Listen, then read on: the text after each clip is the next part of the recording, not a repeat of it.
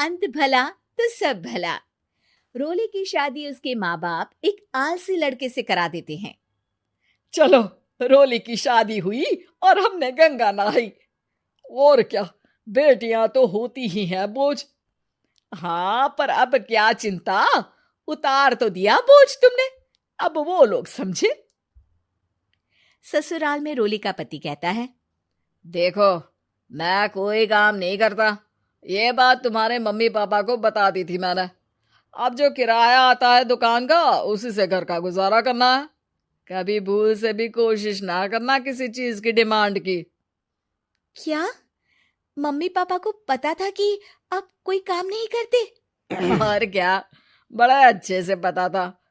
उन लोगों को तो तुम बोझ लगती थी, बोल रहे थे कि बस शादी कर लो और कोई मतलब नहीं है। रोली को यह सुनकर बहुत गुस्सा आता है, लेकिन करती भी तो क्या, क्योंकि वो जानती थी कि उसके माता पिता ऐसे ही हैं। जैसे तैसे रोली दिन काट रही थी। रोली को एक प्यारी सी बेटी होती है। धीरे धीरे वो बड़ी होती है और उसके साथ उसकी जरूरतें भी बढ़ती जाती हैं। सुनिए जी, अब तो सिमी बड़ी हो रही है, उसका स्कूल में दाखिला कराना है। मैंने अब तक तो जैसे तैसे समय काट लिया, लेकिन मैं बच्ची की परवरिश में कोई कमी नहीं रखूंगी। अरे क्या है यार, अब तो लगता है कोई ना कोई काम ढूंढना ही पड़ेगा। अब पति रोज काम की तलाश में जाता और बिना किसी काम के वापस आ जाता। रोली समझ जाती है कि पति के अंदर अब काम करने की क्षमता नहीं है। वो बेटी को उच्च शिक्षा देने के लिए कुछ करना चाहती थी, लेकिन करती तो क्या करती। एक दिन रोली की सहेली कहती है, रोली, मेरी कोई औलाद नहीं है। अगर तू मेरी औलाद को जन्म दे तो मैं तुझे तेरे मुंह मांगे पैसे दूंगी। अरे, तेरी औलाद को मैं कैसे जन्म दे सकती हूँ? सरोगेसी से। बच्चा मेरा और वैभव का ही होगा, लेकिन कोख तेरी होगी। ये संभव है रोली। रोली कुछ सोचकर कहती है, मुझे मंजूर है, लेकिन मैं इसका 2 लाख रुपया लूंगी। अरे कोई बात नहीं, मुझे मंजूर है। रोली खुश हो जाती है कि एक बच्चा पैदा करने का उसे 2 लाख रुपया मिलेगा। वो घर आकर पति को बताती है, वो भी खुश हो जाता है। अब क्या था, डॉक्टर के पास जाकर सहेली का बच्चा रोली की कोख में पलने लगता है। मुझे 20,000 चाहिए मेरे बेटी के एडमिशन के लिए। हाँ हाँ ठीक है, मैं उसके एडमिशन से लेकर सारे खर्चे उसके अकाउंट में डाल रही हूँ। रोली की बेटी का एडमिशन हो जाता है। रोली को लगता है कि वो अब सब कुछ ठीक कर देगी। दिन और महीने आगे बढ़ते हैं। अब एक दिन, एक बात कहूं जी, काश इस बच्चे को मैं रख पाती। मैं अब इससे काफी जुड़ गई हूँ। अरे यार, पता नहीं किसका बच्चा है, अपने पास है ना अपनी मुन्नी। हाँ, लेकिन अब मैं भी इस बच्चे से जुड़ाव फील करने लगी हूँ। लेकिन मैं ये जानती हूँ कि ये मेरा बच्चा नहीं है। दोनों की जिंदगी ठीक चल रही थी, लेकिन कहते ना कि सुख का पल ज्यादा लंबा नहीं होता। एक दिन रोली की सहेली का फोन आता है। रोली, मुझे अब ये बच्चा नहीं चाहिए, मैं अपने पति को छोड़ रही हूँ।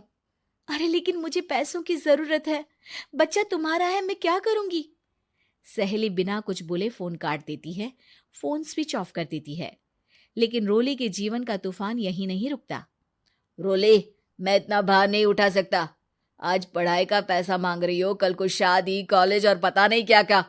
मैं तुम्हें छोड़ रहा हूँ, अपनी बच्ची उठाओ और निकलो इस घर से। अरे पर मैं कर तो रही हूं ना बच्चे के लिए काम, आप आराम से रहिए ना।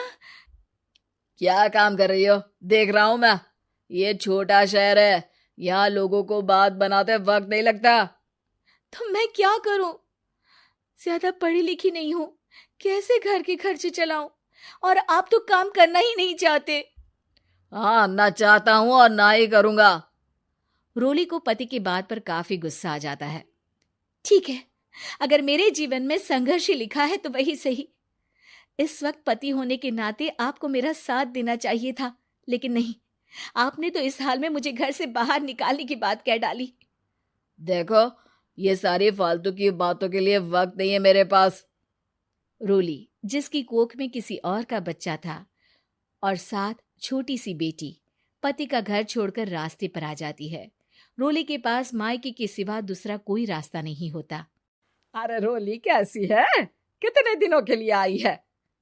हमेशा के लिए माँ। वो माँ को सारी बात बता देती है। ओए लड़की, इतनी हिम्मत का काम कर लिया। अरे ना ना, यहाँ कोई जगह नहीं है। तुम तो अपना बोरिया बिस्तर उठाओ और निकलो यहाँ से। रोली के पास अब मायके का रास्ता भी नहीं बचता। वो चुपचाप बच्ची को लेकर जा रही थी कि उसे दर्द होता है और वो डॉक्टर के पास चली जाती है और फिर वहां वो एक प्यारे से बेटे को जन्म देती है।